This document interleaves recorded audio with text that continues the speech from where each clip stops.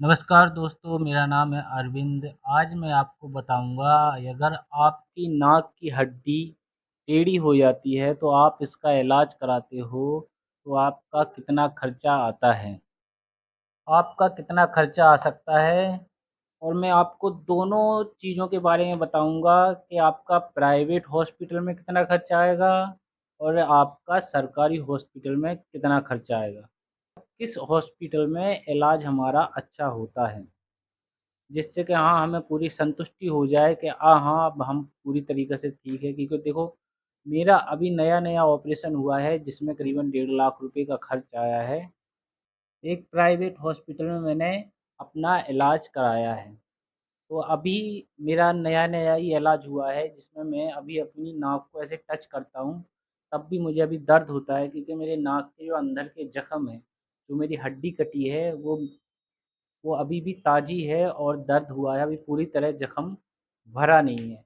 तो मैं आज आपको पूरी डिटेल में बताऊँगा कि इस ऑपरेशन से आपको मतलब जो एलर्जी की प्रॉब्लम होती थी कि अगर आपकी नाक की हड्डी टेढ़ी होती है, तो आपको बार-बार छींक आना, जुकाम होना, साइनस की प्रॉब्लम हो जाना, यहाँ माथे पे दर्द करना, यहाँ आँखों के नीचे से दर्द करना, मतलब पूरे चेहरा पे पूरा इतना गर्दन का पूरा हिस्सा जो होता है, पूरे हिस्से में ही दर्द करता है।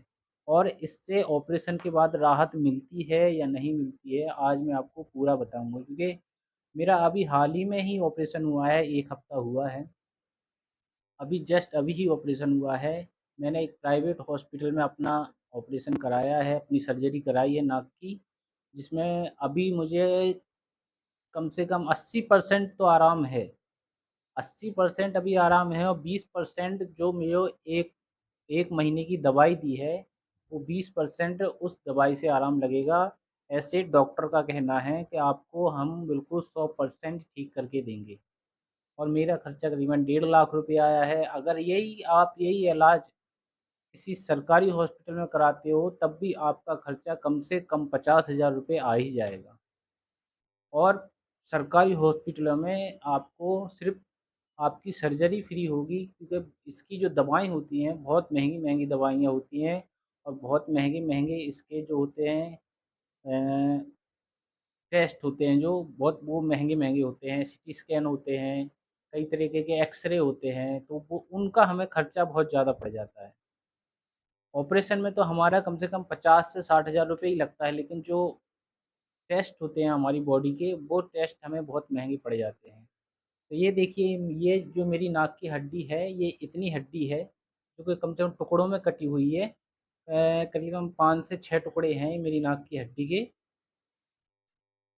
तो अभी देखो मैंने नया-नया ऑपरेशन करवाया है, तो आप कितनी भी दवा खा लीजिए, तो मैं आपको बता रहा हूँ मैं पिछले 3 साल से सिर्फ़ दवाई खा रहा था, दवाई से मुझे कोई भी आराम नहीं मिल रहा था।